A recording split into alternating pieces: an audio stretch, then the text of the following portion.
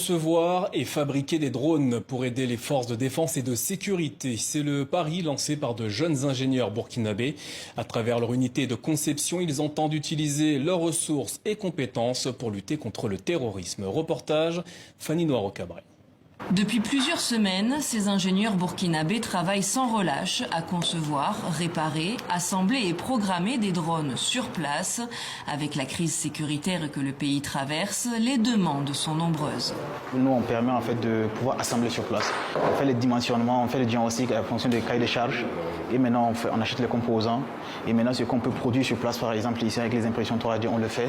Et ce qu'on ne peut pas, on a des partenaires avec qui en fait on peut acquérir ce matériel-là. Pour l'instant, tous les composants ne sont pas faits sur place ici parce que nous avons une certaine limite en termes de capacité technologique. Jusqu'à 3 drones par jour peuvent être assemblés et programmés dans ces locaux. Ils sont destinés à des entreprises privées ou aux forces armées, l'un des principaux partenaires de la structure, qui veut apporter des solutions concrètes, flexibles et autonomes dans la lutte contre le terrorisme. Des solutions innovantes aussi avec cette salle de contrôle. Quand le drone vient avec les données, nous avons la possibilité dans cette salle de produire des cartes 2D et des cartes 3D pour l'exploitation sur le terrain.